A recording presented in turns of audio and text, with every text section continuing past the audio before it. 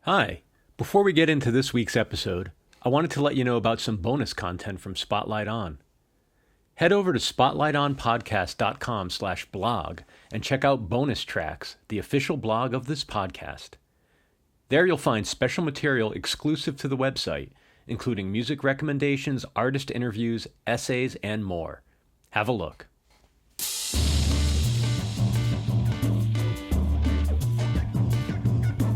Hello and welcome to Spotlight On, a production of 23 Media Ventures. I'm your host, Lawrence Purrier. Today the spotlight shines on Canadian producer and sound artist Michael Scott Dawson. Michael joined us to mark the release of his third solo album, Find Yourself Lost, a collection of country-adjacent, Western-themed ambient recordings issued by Toronto label We Are Busybodies.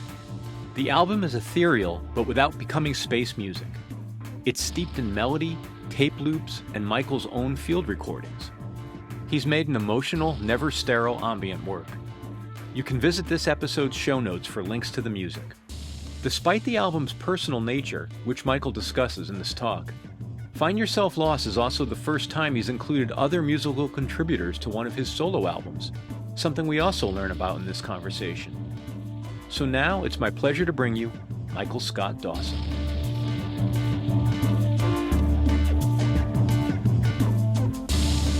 Something that was very sort of intriguing to me was you blew up a misconception or a bias for me, which was a lot of fun. It's always fun to have that done. So I first became familiar with you through your solo work, the more ambient, textural type recordings. And I knew that you also participated in the free jazz world. And I thought, oh, okay, the ambient work is a counterpoint to the free jazz work. Great. I get that narrative. I brought a preconception of what free jazz was in terms of being extraordinarily dynamic, bombastic, those types of framings. And yet I found that it wasn't entirely dissimilar from the work you do as a solo artist. And so I wonder, maybe as a way to start, could you talk a little bit about, I guess, the theme or the use of sonics across the different projects you do? How do you think about improvised music in a collective setting versus what you do as a sonic composer? Maybe that's where we could begin. I think a lot of the time for me, especially when I'm working my own stuff, like I'm very much just responding to sounds that I'm making. You know, I've sort of found this habit of, not a habit, I've grown a practice, I should say, probably. I'm trying to make time each day to sit down and just experiment a little bit and make some things. And inherently, I grow this sort of sonic palette that I've left enough sketches that I hone in on a few of those pieces, and that inevitably becomes an album sort of laying on those pieces. And I think it's a personal connection. It's sounds that are just pleasing. I'm just drawn into them. I'll often be in the day, sit down and make something and feel nice about it, and walk away and sit down the next morning, put on headphones and just be like repulsed or turned off. Like, oh, like that's not, it doesn't resonate. It doesn't stick with me as it did. And I think that in the jazz realm, which I very much, I feel like an imposter sort of daily working on that project as well. I think that it's a similar scenario, right? Where I think I'm really trying to lean on elements of subtle beauty and just the distillation of sounds. And sometimes that's like the crackling of a spit valve that shouldn't be musical, but it can be this textural piece. And if I can find a way to weave that through some pedals and processing where it can open up and be more of this pastoral or like cloudy sound. I don't know. That's not a great descriptor, but I'm just interested in that evolution of sound. And I think that ultimately both of them for me, it's just sort of this amorphous, organic compositions.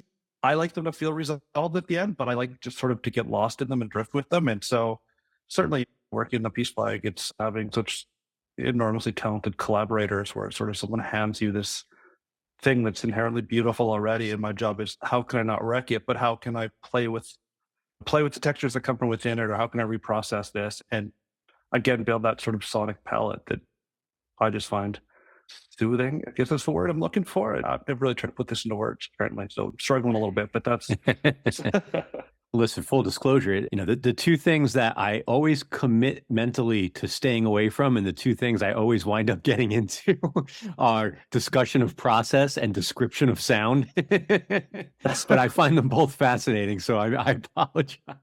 No, it's totally fair. Like when I first worked on my first couple solo records, and again, I had to put out the Peace Flag record, like I found that I needed to less describe the sound, but I felt like I needed to contextualize what I was making or maybe why I was making it when I shared with folks. It just sort of maybe it's an insecurity, but maybe I just think that it's better perceived if you have some sort of element of context of what this thing is you're making so that it's not just a soundscape or you've made it with these instruments or what have you. And so I appreciate the question, even if I'm not the most eloquent Oh, no. response to it. But yeah, Let me ask you this, that's an interesting point you make around having that context or descriptor, especially for people that know you. And I wonder, that brings up a few things for me.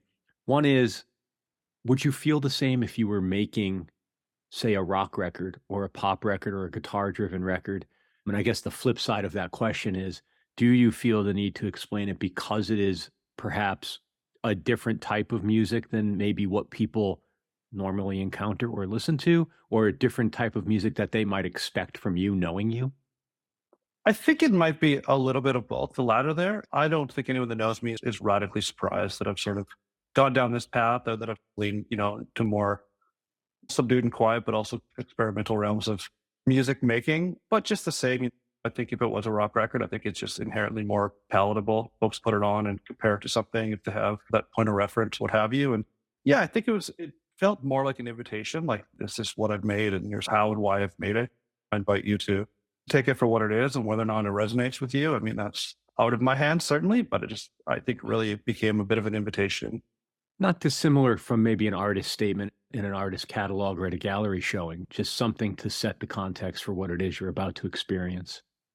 I think that's exactly it. I think that's quite accurate. I mean, that's actually my background. I mean, in university, I studied fine art. And so a lot of how I look at what I do and how I present it probably comes more from that world. I don't really have any proper kind of music trading and or understanding shy of just playing in bands since I was a kid and making weird little experiments in my bedroom when I was a child. Yeah, I think it's certainly that. It's laying it out. This is what I've made and why I made it. And I've made it with some intent. And that if that sounds completely ridiculous too, I appreciate that. But for me, this is where it came from, and where I'm headed with it. How does your fine art training or your fine art studies, what do you bring to the music making here? I mean, just as a somewhat layperson to fine art, if I had to put you in a context, I'd say that the music is impressionistic. Is that fair? Like, what do you overlay from the art world? I would agree with that. I think I'm using sounds, I think, that I connect with and relate to a specific place or feeling. I certainly can't project that on others, but that's where it's coming from. And I mean, I don't know. I was actually thinking, I have this memory. I don't know what year I was, several years into university, and in a painting class.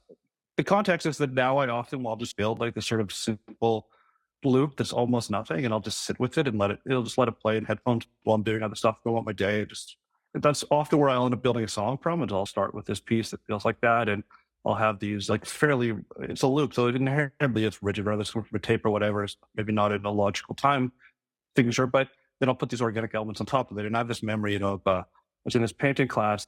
It was like this, we were free to pay whatever we wanted, and I had this canvas sitting in front of me, and just literally was just sitting there blank, no idea. And I just found myself just staring at this canvas. And I started to like, there's like light hitting this plain stretched canvas and seeing some of the details and some of the little fine weave in it and stuff. And I couldn't escape it. And so I sat there for like probably a class and a half, and always working around me like crazy. And then I went to work where I got out the gesso and I primed the canvas. And then I was just painting to recreate this blank canvas, like using paints and trying as best I could of memory to start with this painted blank canvas that looked like a blank canvas. And professor coming around and seeing me starting to layer this organic ideas on top of it and be like, you know that you need to like prime this canvas before you start. And it missed the process of me laying it out. And I think that's sometimes the same philosophy I have a little bit of music, where I want it to almost disappear before I have little things happen on top of it. I want to be able to live with it, but I also like to be drawn into those nuances. And Do you find that you take away a lot during your sort of sonic building process? Is that an element of this to you? absolutely, yeah, for sure, especially in the solo stuff, the up and in the peace flag stuff. Someone will send me sort of a fully realized idea or a few takes of an improvisation of an idea. But on my own pieces, it really is. It's a lot of finding that kind of underpinning element and then just playing and laying on top of it, and often getting in with cutting cassette loops and building little pieces on top of it that in some ways it would be as simple as just plucking a single note, but I think that there's a sonic texture that comes from just playing with how I arrive at that point. And so yeah, I'll sort of build up until I know I've gone too far, and then often strip it away and then just allow myself to zoom out. And you're adding layers, despite the fact that I'm recording to a computer, I'm still adding layers. And so there's inevitability that what I played last is sitting in the most forefront. And so then the second round of editing, kind of once I piece together what's there, is this really what I want to be the most accessible element of this piece? And so often what happens is that very first layer that I was drawn to reverts to being the loudest piece. And then some of those other pieces I've added get lost in the distance a little bit, and it keeps it from being too melodic and or structured, if you will. Where the melody or the recognizable structure is almost a distraction to the sonic world. Yeah, that's my hope. That's absolutely my hope. I do love when something happens that draws you back in. Yeah, it re-engages you with the listening experience, but I also don't want it to be a priority or you need to follow this thing as if it was a vocal line or something. It's more of Yeah. just like here's a fraction of a melody. In the process as you described it, then that implies to me that everything down through assembling the final mix is part of the compositional process. Is that accurate, or do you use does someone else mix for you? No, I just mix everything for both those projects myself, just at home here. And yeah, it really is. I think that my artistic practice, if I had to say, which is a word I'm trying to cling to and something I shun from my whole, it took me till this point, like probably this morning to allow myself to consider myself an artist. But it's this last couple of years of setting aside daily time to work on something. And that often is just get up and answer some emails and have a cup of coffee and put a half an hour in before I get on with my day, and inevitably lives in the back of your head and you want to get back to it. But that part of it to me is really just exploratory. And I think that a lot of the composition, most of the composition comes from the mixing process.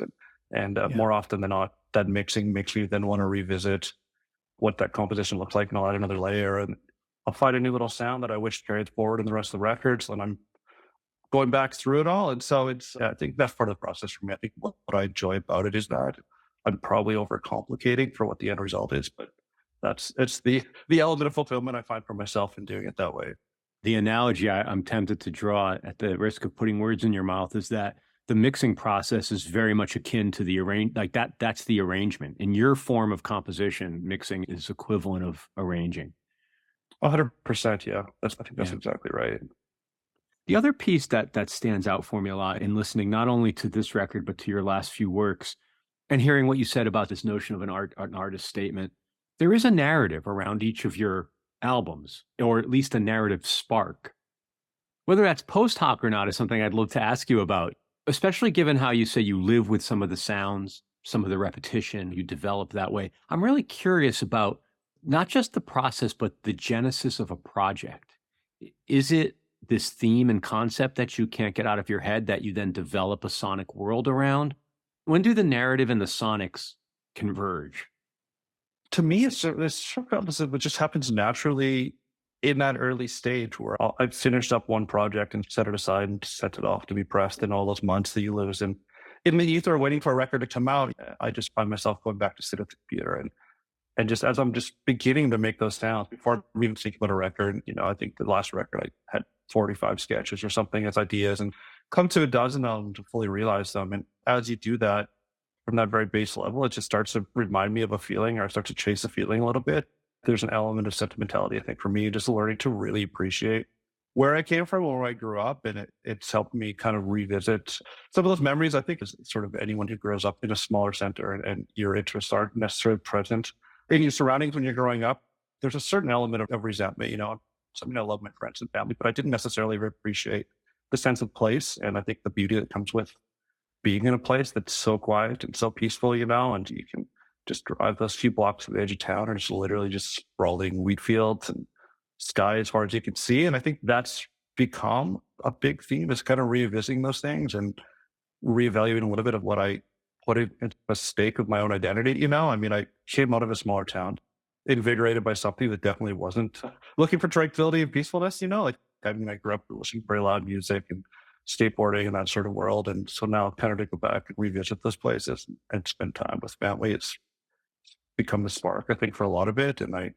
certainly worry it's going to grow redundant as I look for other sources of inspiration, but I just keep being drawn back to that thus far. One of the things that I read when preparing for our time together was this line that stood out for me around I just took a subset of the language out that I wanted to ask you about. And it was this idea, it said, of reconciling your relationship with music and technology. The word there that was loaded for me was reconcile, and I wasn't sure how to read that. If it was a harmonize, if it was a reckoning. And I wonder if you could talk a little bit about what that phrase meant. On both sides, I think it really it means to make peace with, and it's nevertheless become to reinvigorate a relationship. I think, but at those points, those early days when I started working on these projects, I'd been playing in indie rock bands for years and touring what felt like constantly. I mean, a couple hundred days a year, often on the road, and I'd fallen heavily out of love with performing. What used to bring me sort of the most joy in being a musician was performing and being on stage with a band and that shared experience and sharing that energy and just connecting with an audience. And I just couldn't find myself doing that. And so I'd become really frustrated and I thought I was done playing music. On one hand, I just had lost interest really. I wasn't really sparked to make music. And then on the flip side of it, going back now 12, 13 years, I had started to make a solo record, which was so long ago, which is a bit derivative of this. It was a little more sort of experimental beat based, but certainly sort of an ambient mellow project using a Fender Rose piano and some stuff years and years ago. And I was fairly deep into it and was a steep learning curve kind of working through it as a student with very, very little expendable dollars. And what happened was that my computer literally caught fire, like it filled the room with smoke and melted, and I wasn't wise enough to have a hard drive. And so at that point, I was like, I've washed my hands of this world of recording and building records myself. And so we started another band a few years later. And in that realm, certainly would just show up in the studio and kind of participate. Here's my synthesizer contributions. And I'd write other lyrics for that project and I could be away from the piece. And so it just happened naturally where I had set up a little home recording piece and was really fooling around.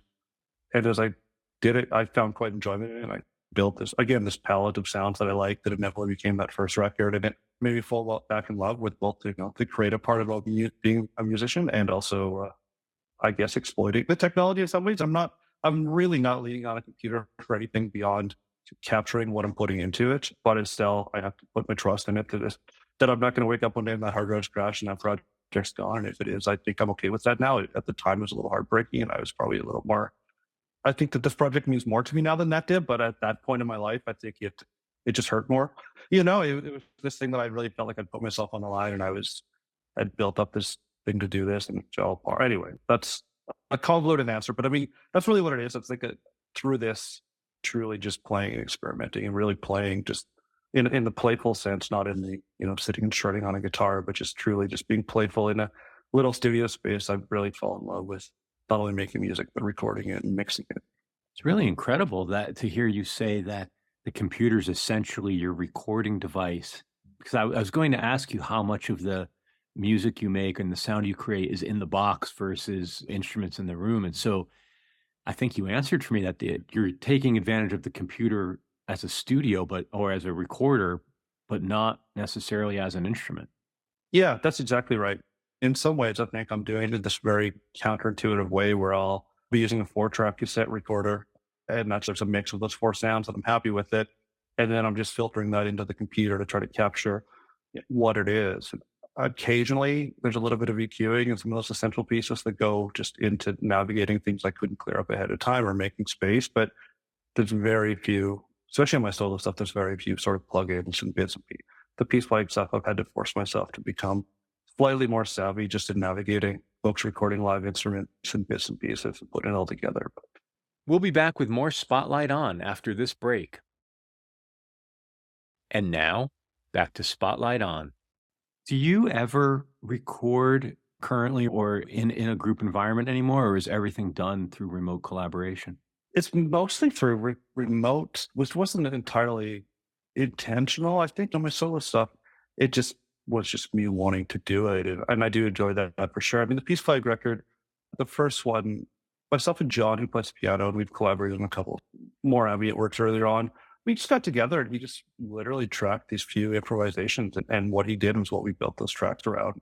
I think there was an intent in there. We did initially get some folks in the room. And so much we all don't want to talk about COVID, that sort of happened. And so this time around, we like that process. I really like the freedom in that project that like the whole intent is let's let everyone lean into their own instincts and let's let them celebrate what's the best of what they do or what they want to put forward and share with us. And so this new record we have coming out this summer, there's some drums on it and we all got together and sat through it, but we actually weren't there when Mike tracked the drums. We just sat down with him after and kind of chatted through some ideas and stuff.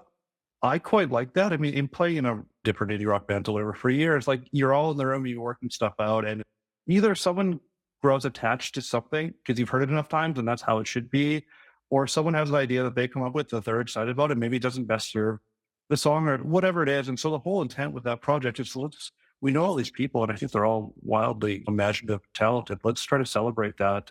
And then them all allowing me the freedom to mess with it in some instances, sort of destroy some of those contributions after the fact. I think that those melodies, those ideas survived despite the fact that it may not sound like it did when they handed over those files. And so I'm certainly open to it. I'm excited. I've kind of been ruminating on this idea that I'd like to get in the room with some folks and sort of walk away with the record at the end of a day or two. But I've also really enjoyed just to lose myself in headphones with someone else's creativity in that project. So It's interesting that the idea of creating that distance in time from the sort of act of laying down your track and then getting your collaborator's reaction and seeing what they did with it, it takes maybe some of the heat of the moment out of it in terms of you might not be open to your collaborator reacting or using your source material a certain way if you had to think about it and respond in real time.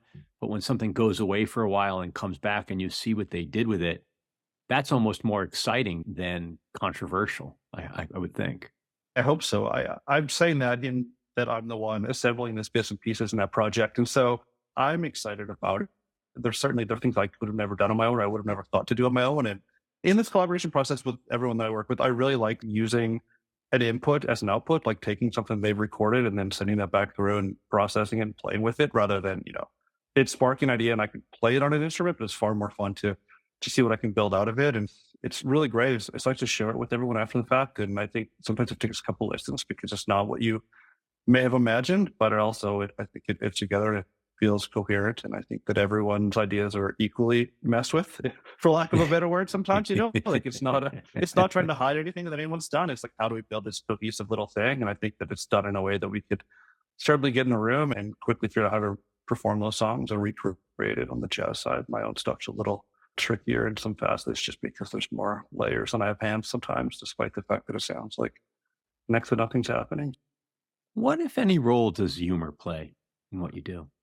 I think a fairly substantial part of it, I can only take myself so seriously. It's not like a mad scientist project where I lock myself away believing that I've some brilliant idea or some brilliant scheme to concoct this thing. It's certainly not. It's just me and my personality, I think.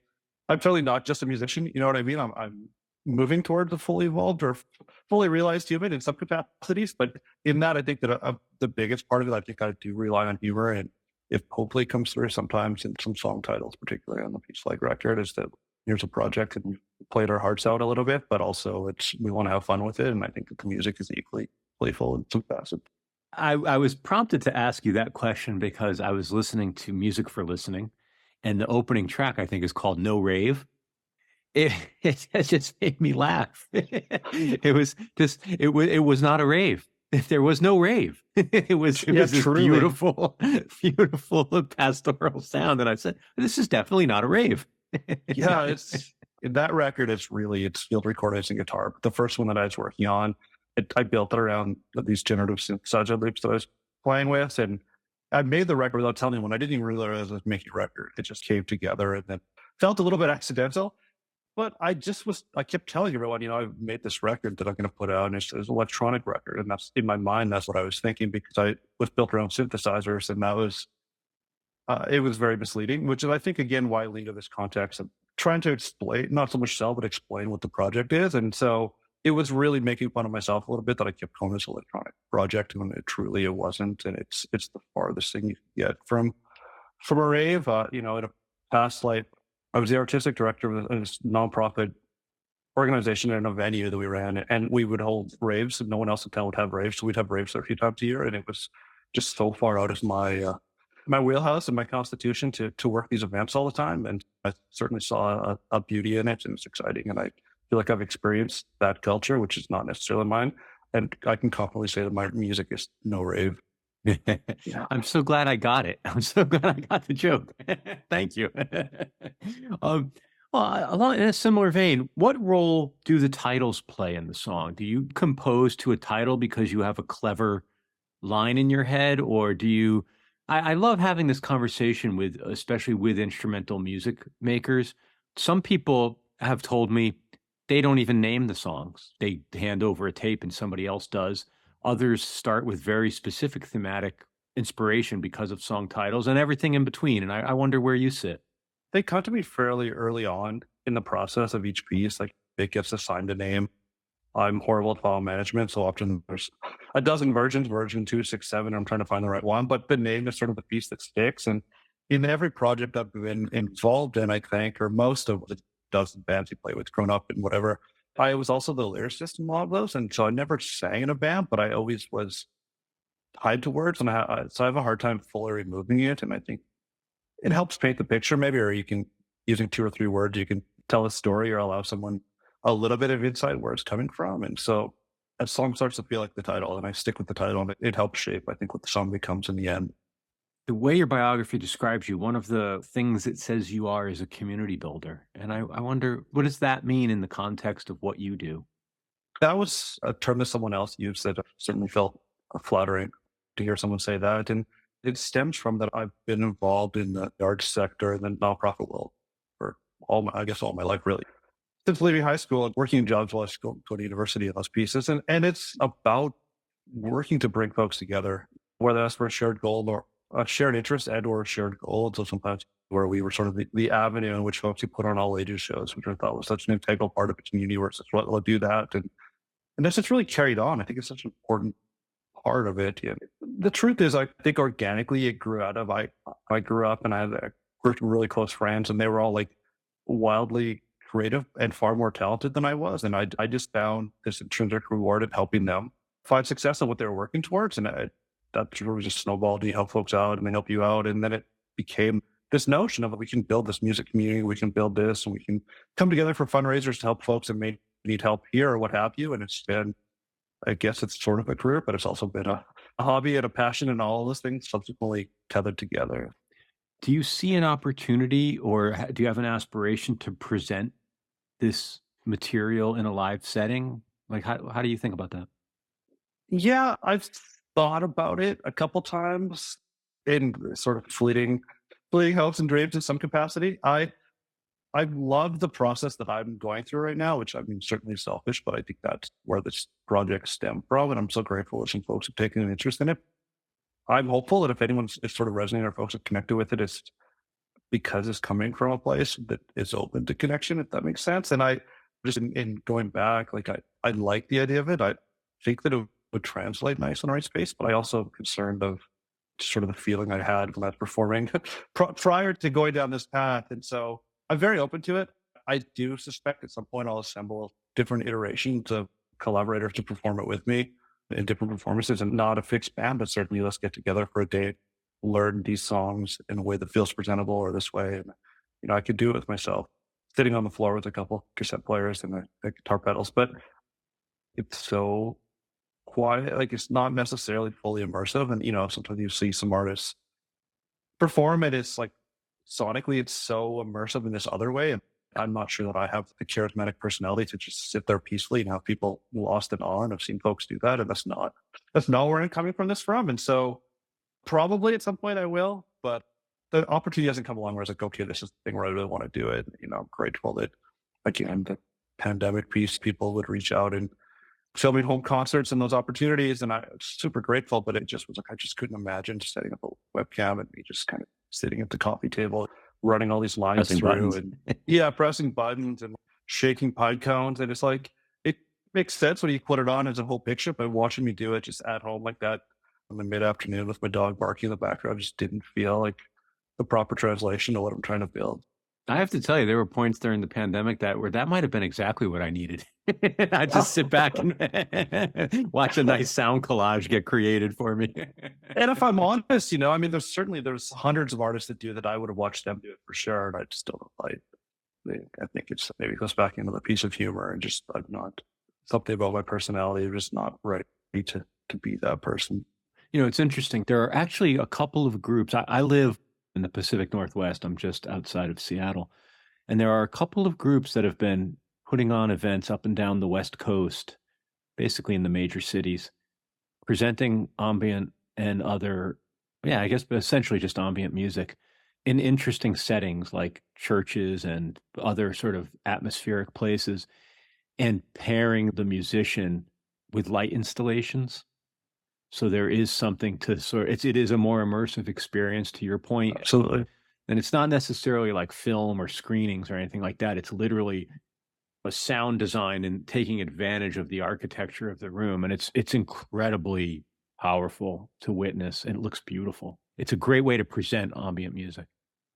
Absolutely, 100%. And I think the ambient church world that they're doing, it certainly creates a beautiful, special moment, 100%. And perhaps on the flip side, even the Leaving Record scene in LA, and they do a thing where they sort of gather and have artists perform in a park. It's like a park on a Sunday afternoon. And I think that equally is quite beautiful and a different experience, but also a very nice human way to take that in. And so, yeah, I mean, I certainly very interested in all those pieces. And I'm actually in Vancouver. I'm from Saskatchewan, but I live and work in Vancouver. And so I do try to follow all those that world is happening on the West Coast for sure. It's quite an exciting time musically. Yeah, it really is. There's so much talk about the emergence or reemergence of the interest in ambient music and why now. And it's a fascinating discussion. It's really fun to watch people try to experiment with presenting it live, not just in a conservatory setting, trying to make some kind of a spectacle or event of it. A couple other things before I let you go. Do you use prompts at all? Like I think the classic of the oblique strategies deck or something like that. But do you have any kind of game pieces, or is there anything like that you work with? Again, going back to a rock band setting, a rock band setting, like we would play on the card sometimes in that realm. With my own stuff, honestly, it's most of my prompts come from listening. And what I just had really gone into collecting sound and field recording before I started making these records, and just being in the world and listening in the world. That's really what triggers a lot of things for me, is taking a walk, or I go for runs quite frequently, and we'll hear sounds, and more often than not stop and record them and use that actual sound, whether it's like textual things of whatever that may be, like something flapping against the chain link fence, then it's not a beautiful thing to see in the world, but the sound that it makes is quite lovely if you take the moment to hear it and tune into that. And so really I'm using sound prompts that I'm hearing elsewhere in the world more often than not, sort of that directs a lot of what I'm doing and a lot of the sounds I'm trying to make or recreate. And I've just found in this third record that's coming out, I've found through the process, the first one I had all these recordings of bicycles and just bicycles in Germany, and they're running over cobblestone and they make this clicking sound. And that sort of became a percussive element that runs through that record. And then on the second one, I just somehow grew compare. I had all these bird recordings. So I made the second record around the recording sort of lived and I played to them. And there's some strange film familiarity. And then this third one, there's like a similar sort of clicking with this rhythmic pace that happens. And it was just sort of me with a guitar playing with pedals. And I found a sound in it. I've swept myself into a really tiny corner where I'm using a lot of the same sounds, but I'm arriving at them in different ways. And then I'm like, oh, I love that sound, or this reminds me of this thing I did that I felt was successful. And so I'm making a lot of the same sounds in different ways, I guess is the point. And they mostly arrive from things I hear in the world. And then I use that and then I come to it from processing sounds. But That's something that I found very fun and enchanting as a listener, especially of the new record. It's not like it's a puzzle or a challenge to solve, more just observing that it's not necessarily obvious what's generating any given sound. Now, obviously, there are elements where you can hear the more guitar based sounds, but it's fun to get swept up in that and to be in a world that is comfortable, but also unfamiliar. There's an excitement in that. that's what I find in a lot of music that I listen to. And so when I'm making it, I'll often play a piece and I'll just steal like a tiny little moment that probably is the piece that should be edited out. But as a standalone little element, I think it adds this sort of sonic curiosity that I'm very drawn to. And so, yeah, it's never really about taking a sound.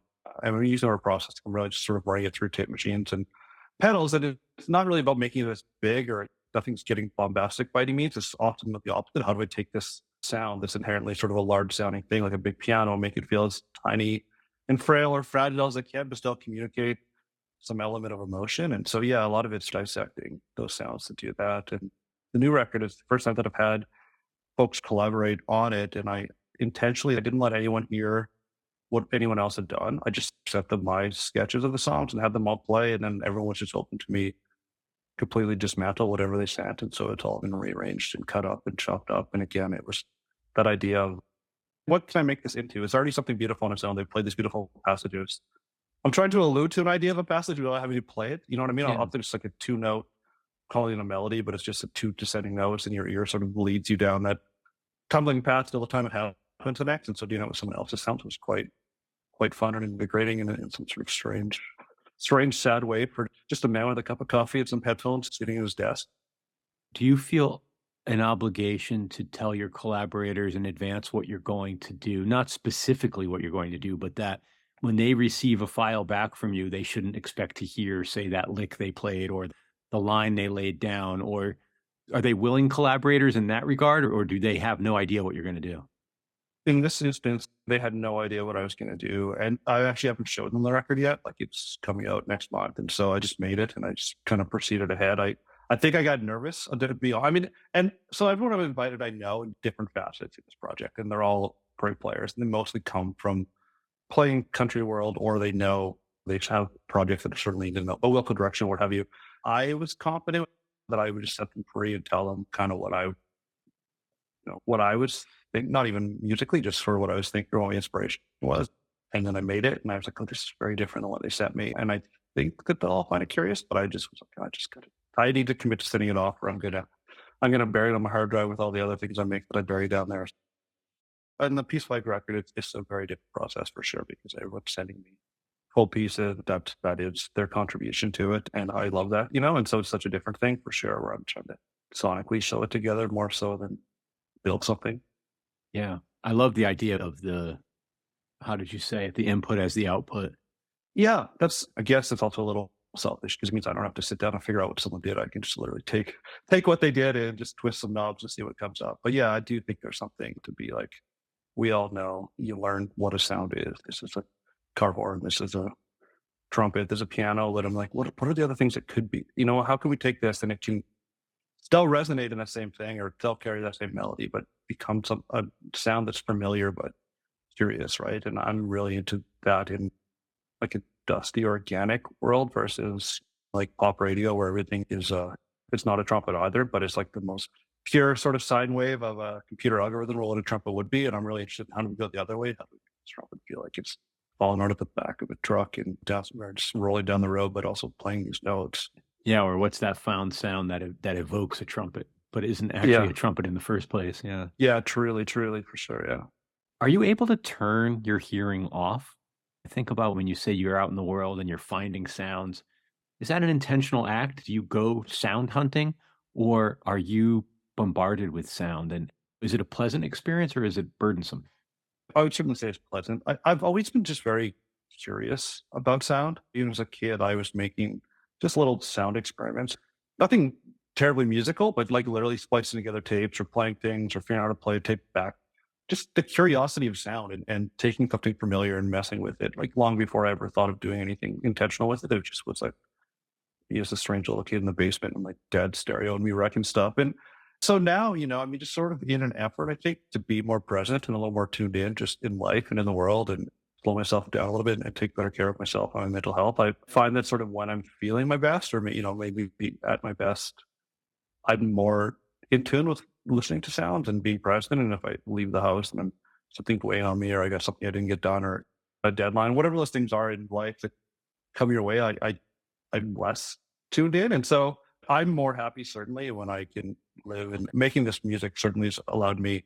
It's become an invitation to myself to remain more present and to be listening more often. And it keeps me more inspired to be in the world and take time and go for a walk with the dog and really just let her smell the flowers. And I can listen to the birds. And it's like, a thing that I would have never imagined my teenage self doing. I think my grandmother, who's become a recurring theme in this project, she would just every evening she lived on the farm, would just like after dinner, would just go for a walk up the road. And I, as a kid, was where are you? Like, you're just walking down this dirt road in nowhere. Like, you know what I mean? I'm just, it's dusty and there's bugs. Like, where are you walking to? It just didn't make sense. And so now I've just sort of been allowing myself just to enjoy the world and what's happening around me, become so present. And so I can tune it up, but I try not to when I am tuning it out, because I'm less present and less, I think, joyous and happy in life. Thank you so much for talking a bit about your process and what goes into making this beautiful music. And knowing that the other contributors haven't heard it yet, and I have, makes me feel special for a couple of weeks. So thank you. I won't tell them. I appreciate that. Yeah, thank you so much. I certainly haven't talked at all about the new record, and so it's a little awkward to do maybe in real time on a podcast, but also so grateful that you allowed me to collect my thoughts and share them with you today. So thank you so much. Oh, wonderful. I'll look forward to seeing this music out in the wild soon. Excellent. Thank you so much. Thank you so much, Michael Scott Dawson. And as always, thank you for listening to Spotlight On, a production of 23 Media Ventures. I'm your host and executive producer, Lawrence Purrier. Spotlight On is produced and edited by Michael Donaldson, with theme music by Q-Burn's Abstract Message. For past episodes, web-only exclusives, to make a donation to support our production, and to join our mailing list, visit us online at spotlightonpodcast.com.